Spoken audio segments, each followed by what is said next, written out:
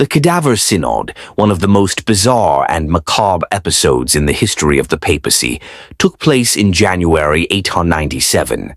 This event saw Pope Stephen VI, presiding over a trial of his deceased predecessor, Pope Formosus, whose rotting corpse was exhumed, dressed in papal vestments, and placed on a throne to face charges.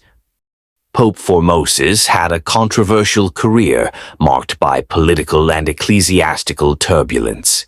He became the Bishop of Porto in 864 and was involved in various diplomatic missions, including attempts to convert Bulgaria to Christianity.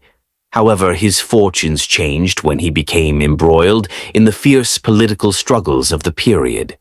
Formosus sided with Arnulf of Carinthia against the reigning Roman Emperor Lambert of Spoleto and his mother, Agiltrude. This allegiance led to his excommunication by Pope John VIII in 876, though he was later reinstated and elected pope in 891. Formosus' papacy was fraught with challenges. He was accused of perjury and of coveting the papacy, accusations that fueled resentment among his enemies. Despite these controversies, he managed to serve as pope until his death in 896. Upon Formosus' death, Pope Boniface VI briefly succeeded him but died shortly thereafter, paving the way for Stephen VI to ascend to the papacy. Stephen VI had deep animosity towards Formosus, possibly due to his ties with the Spoletans, who opposed Formosus' political alignments. Driven by a combination of political motivations and personal vendetta, Stephen VI orchestrated the infamous Cadaver Synod. In a grotesque spectacle, Formosus' corpse was disinterred and placed on trial. The decayed body, clad in papal regalia, was propped up on a throne in the Basilica of St. John, Lateran.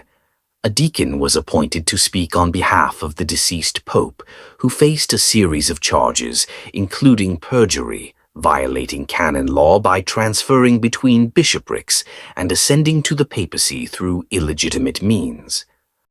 The trial proceeded with Stephen VI, consumed by rage, hurling accusations at the lifeless Formosus. The corpse naturally did not respond, and the outcome was predetermined. Formosus was found guilty on all charges. As a result, his election as pope was declared null and void. All acts and ordinations he had performed were invalidated, and his papal vestments were torn from his body.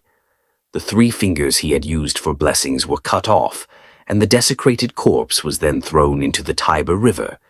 It was later recovered by a monk and reburied. The Cadaver Synod had immediate and far-reaching consequences. The spectacle horrified the Roman populace and clergy alike. The trial was seen as an act of grotesque desecration and served to deepen the existing schisms within the Church.